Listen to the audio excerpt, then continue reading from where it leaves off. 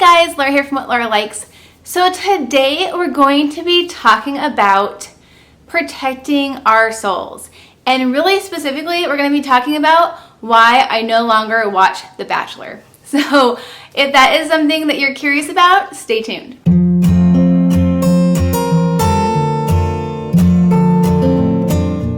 Hey guys, so before I get started, this is a collab with Heather from A Catholic Mom's Life. I'm very excited. We're doing this together and we're both going to be talking about protecting our souls from media, from books and video and TV, but really thinking about what we're exposing ourselves to because it's so important.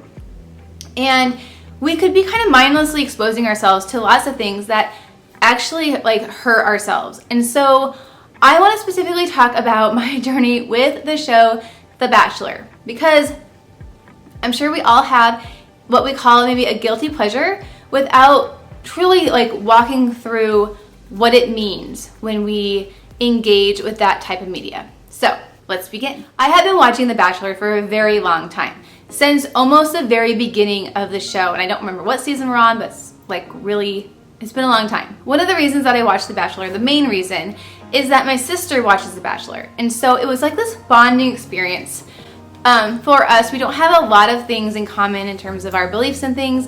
So we would find this commonality with watching The Bachelor. We could talk about what happened. We could talk about the people and all those things. And it was kind of like this bonding moment.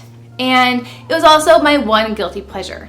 And I kept it even after starting this channel. I think it was in the middle of The Bachelorette in the May months when I suddenly started thinking about what I was doing watching The Bachelor.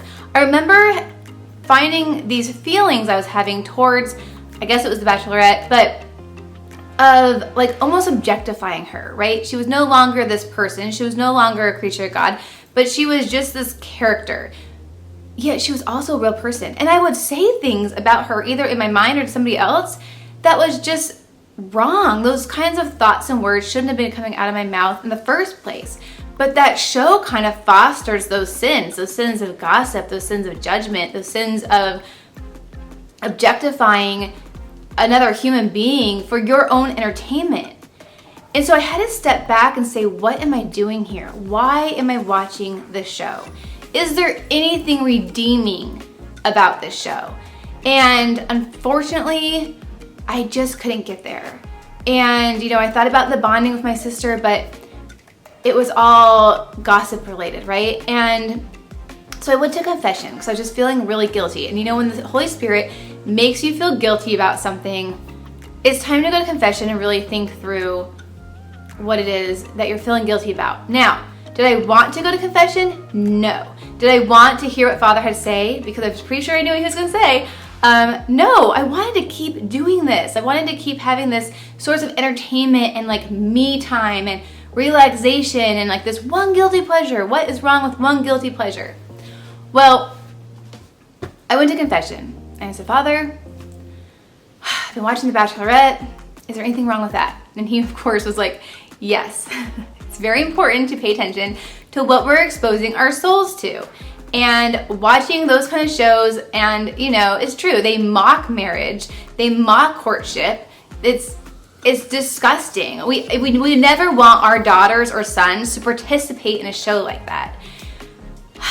And so I knew what he had to say, and honestly, I felt so much better after I went to confession, and I felt so much better having decided not to watch that show anymore.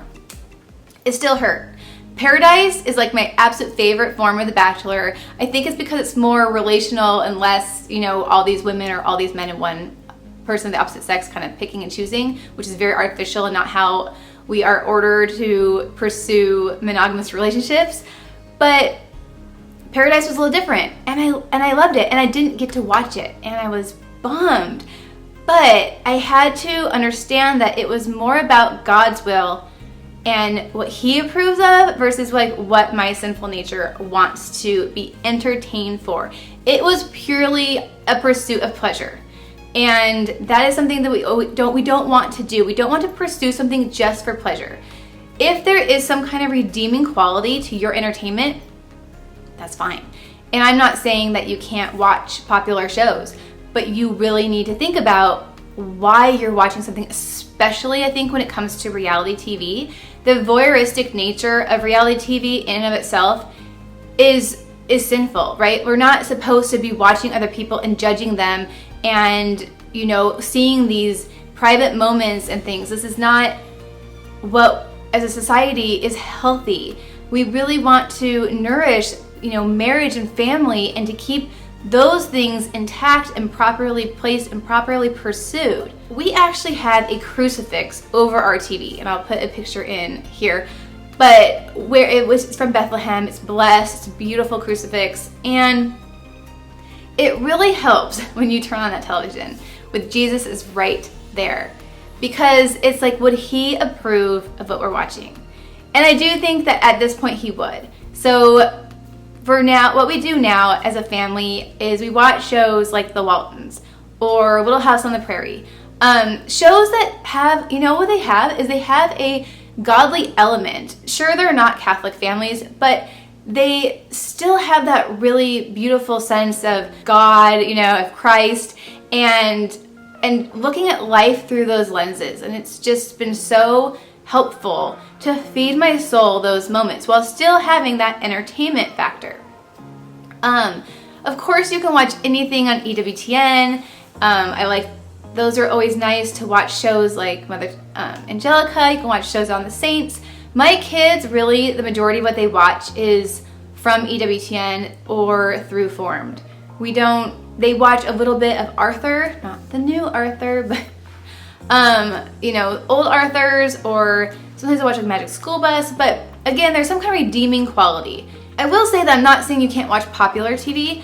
Ryan and I just finished the second season of Cobra Kai on YouTube, which I think there's a redeeming quality there. Of course, and I think that a lot of movies do have redeeming qualities in and of themselves. You know, what I love about Cobra Kai is that it makes you look at both sides of a situation. It's so easy to villainize one party, and I absolutely love how Cobra Kai has taken that character and flipped it, and you can really see the humanity on both ends. And anyway, I'm just a fan of the original Karate Kid, so there's that. But I'm just saying that it's important because whatever we read, whatever we look at, whether it's pictures or video, it enters our soul. It impacts our soul. And you just want to really protect your soul. You know, you really want to make sure that you're pursuing virtues. And a great question to ask is, what would Jesus think of this? Would he sit down and watch this? What would Mary do? What would the saints do? So when it comes to movies, there are Catholic websites that will help you, especially as a parent, kind of decipher whether a movie has any kind of redeeming quality or not. And you can also find out how much, you know, sex or violence and language is in that movie. One of my kids' favorite movies is Ant-Man and the Wasp, and that movie is so fun, but there's like a family element to it. It's quite wholesome, actually, and so we find it fun. Heather, thank you for giving me a chance to talk about my Bachelor walk, because it was interesting last year going through that and having to really do one more thing to submit to God. It's so funny how God will really, he wants to tweak us. He wants to prune us. You know, it's so amazing. We are already pruned through baptism and through the word, but he wants to continually prune us to make us just blossom and bear fruit to the fullest extent possible. And when we give our time to better endeavors, that we find entertainment that can feed our souls, like that will bear more fruit than if we go down the other route. Really check in and see how you feel after viewing or reading something. If you feel heavy, if you feel kind of down, if you feel kind of drained of energy, or if you have any kind of negative thoughts in your head, if you're more critical, those are signs that what you're watching does not have a redeeming quality and should be set aside.